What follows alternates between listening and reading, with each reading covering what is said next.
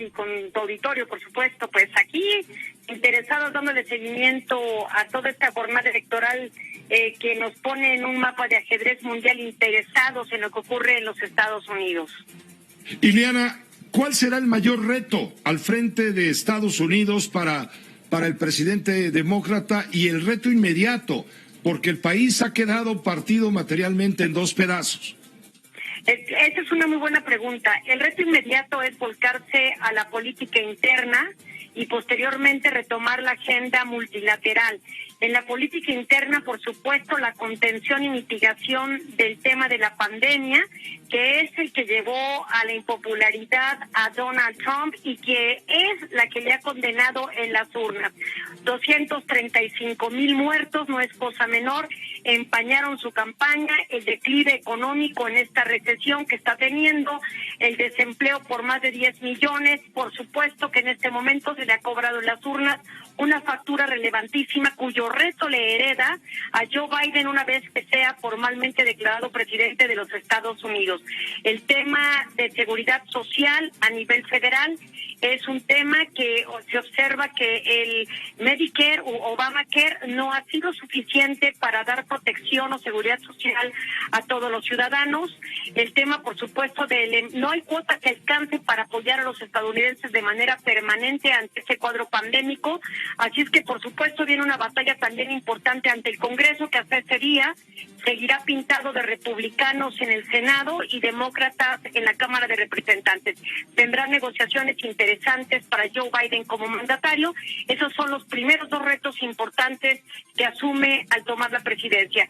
Ya en la agenda multilateral, de manera inmediata, el tema migratorio que tanto aqueja a los Estados Unidos, la restricción de visados que ha impuesto a muchos estados, el trato no humanitario que ha tenido este gobierno frente a la franja fronteriza que tenemos, el servirme.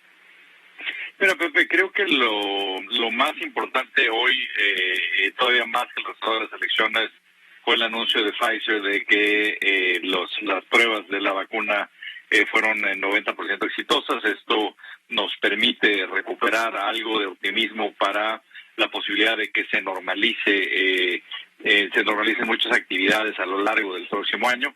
Esto es realmente una noticia muy relevante. En cuanto a el impacto, digamos, al resultado de las elecciones, creo que uno de los temas que más impactó al mercado es la posibilidad de que tengamos un gobierno mixto, es decir, que la presidencia está en manos de un partido, pero el Senado está en manos de otro partido. Históricamente, los mejores desempeños de las bolsas se dan precisamente en gobiernos mixtos. Como sabes, no vamos a tener la certeza del control del Senado hasta el 5 de enero, dadas estas dos elecciones, dos asientos, digamos, en contención extraordinaria que se definirán hasta el 5 de enero en el estado de Georgia, en cuyo caso los republicanos, con que ganen uno de los dos, retendrían la mayoría del Senado. Entonces, es importante, los republicanos en esta contienda son favoritos, entonces el mercado empieza a reaccionar como asumiendo que esa es la situación que se va a dar.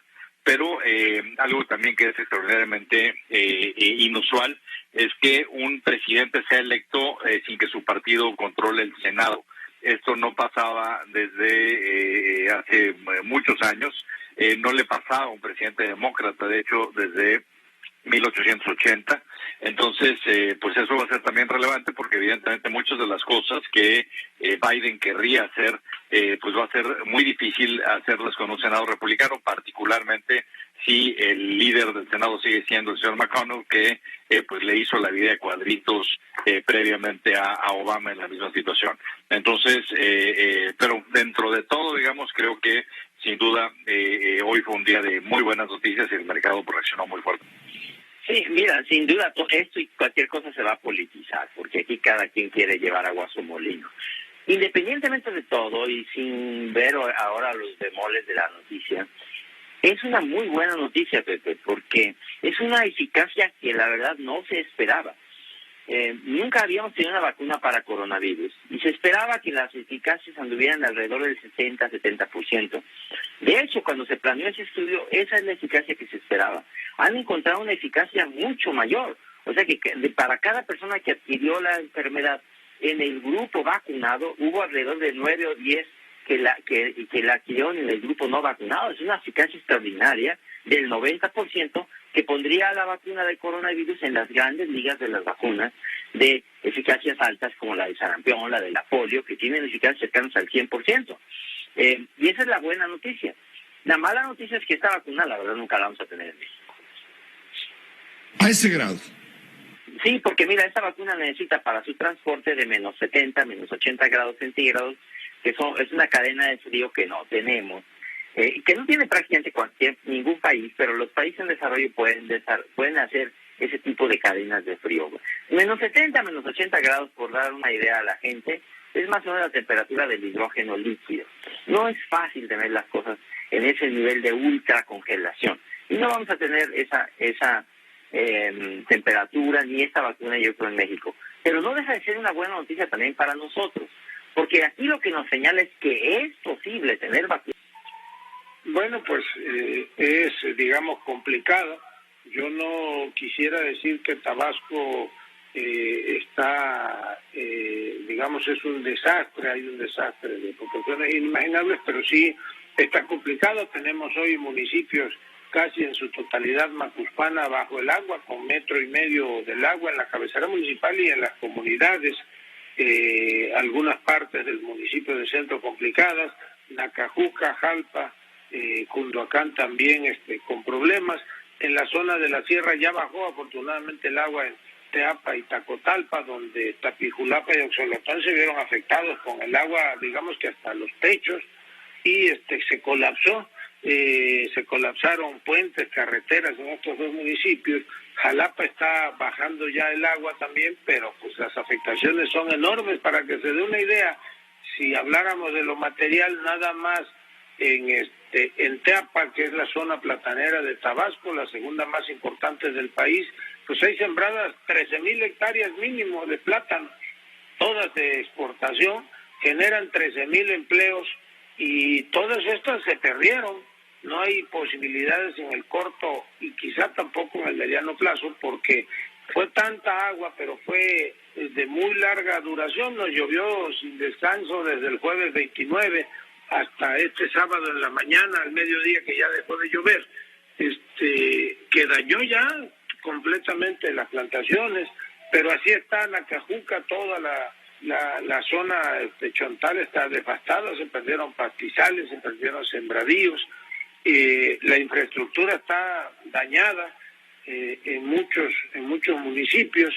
Y bueno, pues desafortunadamente, y lo digo ahora no para corregir a Gilberto, porque seguramente él no tiene el dato actualizado, hasta el momento tenemos 6 tabasqueños. Saludamos a Rafael Cardona, vamos con su cristalazo. Rafael, ¿cómo te va? Buenas noches. ¿Qué tal, José? Muy buenas noches, mucho gusto en saludarte. Pues mira, Pepe, estaba yo un poco sorprendido de escuchar lo que dice el gobernador Adán, gobernador del Edén, que ha cambiado mucho el tono de sus reclamos después de la visita presidencial a Tabasco hace casi unas cuantas horas.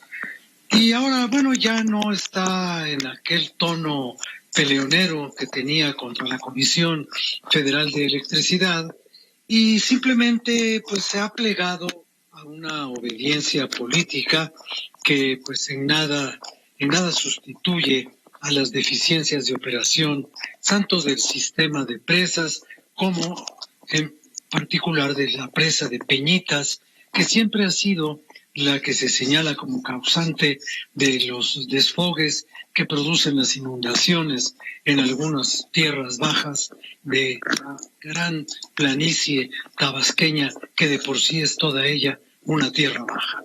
Dice que viven en una ciudad y en un estado de lluvias atípicas y que por eso ellos pertenecen a la cultura del agua. Suena lindo eso de la cultura del agua, pero es falso. Si la cultura del agua es no tener trabajos de desasolve desde el gobierno de Carlos Madrazo, si la cultura del agua es no tener un buen sistema de drenaje,